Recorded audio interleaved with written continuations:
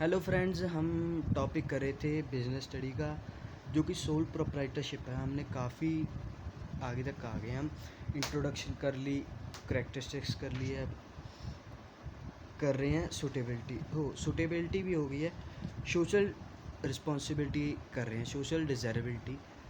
उसके हमने 3 पॉइंट कर लिए थे। चौथा पॉइंट है हेल्पफुल टू स्मॉल प्रोड्यूसर। इसमें क्या है, जो सोल ट्रेडर्स होते हैं वो गुड्स को परचेज़ करते हैं स्मॉल प्रोड्यूसर से। जो सोल ट्रेडर्स होते हैं वो परचेज़ करते हैं गुड्स को स्मॉल प्रोड्यूसर से and sell them to consumers, consumer को बेच देते हैं। नंबर ऑफ इंटरमीडिएटर्स, जो इंटरमीडिएटर्स होते हैं are eliminated from the channel of distribution. मतलब इंटरमीडिएटर्स जो होते हैं वो ख़त्म हो जाते हैं। उससे क्या है, प्राइस में फ़र्क पड़ता है। जैसे आप किसी को चीज़ बेच रहे हो, वो आगे अपना थोड़ा सा प्राइस बढ़ाकर बेचेगा। इससे अच्छा आप ही सीधा कंज्यूमर से सेल करें, तो कंज्यूमर को ये एक तरह की सोशल डिज़ायरेबिलिटी हो गई कंज्यूमर्स के लिए। अगला पॉइंट है हेल्पफुल टू कंज्यूमर्स। कंज्यूमर्स के लिए भी हेल्पफुल है। The consumers are helped by sole traders. Sole traders के द्वारा कंज्यूमर्स हेल्प हो जाते हैं इन मेकिंग द परचेजेज, कि मतलब परचेजेज करते हैं जो कंज्यूमर सोल ट्रेडर से, तो उनको कम प्राइस में मिलता है।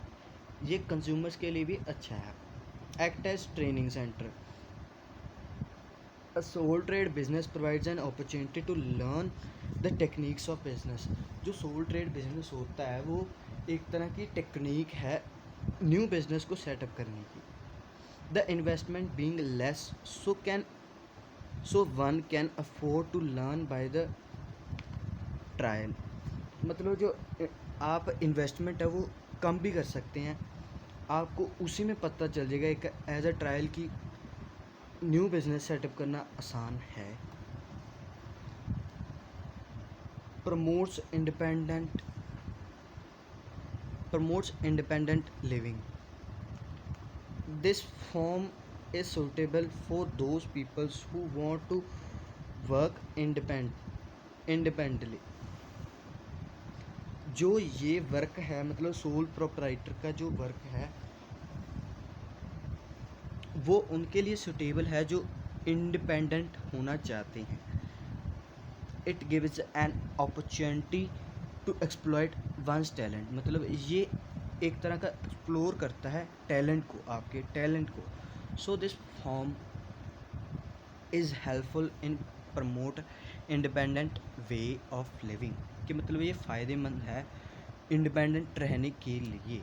8th point and last point of social desirability develops social virtues.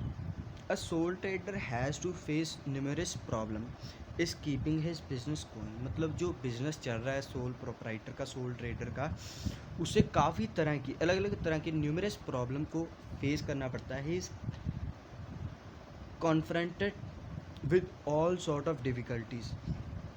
उसको सारी जो डिफ़िकल्टीज़ आती हैं उसके बिज़नेस में, उसको अकेले को which he alone has to tackle, उसको अकेले को फेस करनी पड़ती है, टैकल करनी पड़ती है।